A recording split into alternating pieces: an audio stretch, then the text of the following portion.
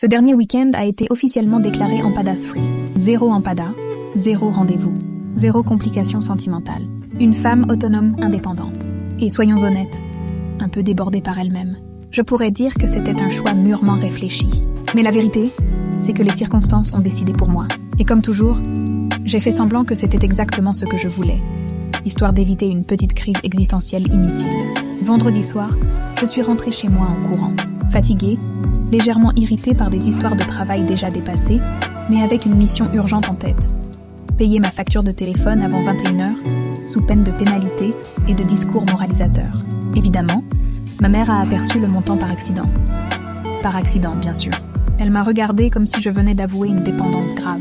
Apparemment, parler autant au téléphone n'est pas un talent, mais un symptôme. J'ai préféré ne pas lui dire que le mois prochain serait pire, avec tous ces messages accumulés. Certaines vérités doivent attendre.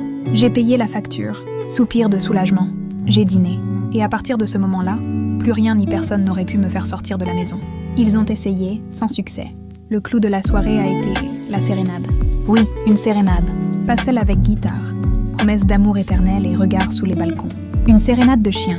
Un chien a commencé à aboyer, un autre a répondu, puis un troisième. Et avant que je comprenne ce qui se passait, toute la rue participait à une conférence canine internationale, à 3h du matin. J'adore les chiens, vraiment. Je suis ce genre de personne qui a envie de tous les adopter, de tous les câliner.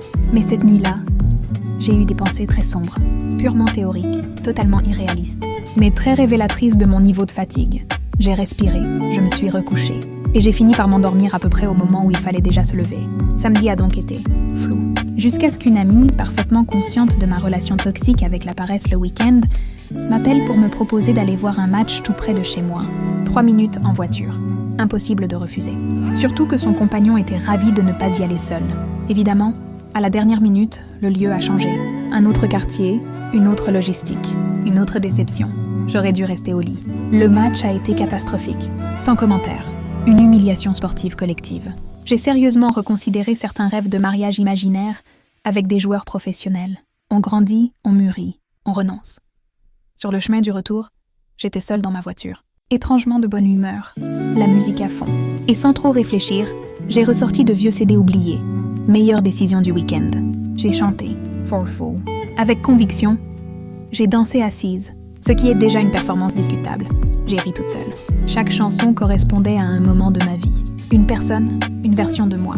Une thérapie improvisée, sans rendez-vous, sans analyse, mais avec beaucoup trop de décibels. Dimanche, pleine de bonne volonté, j'ai décidé de terminer la mini-rénovation de ma chambre. Installer des étagères, seule.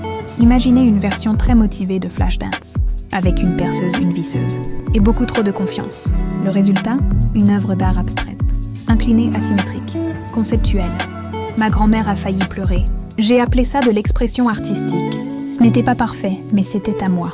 Et je l'ai fait sans l'aide de personne. Et franchement, j'étais fière. Fin du week-end, 0 empada. Mais une victoire personnelle inattendue.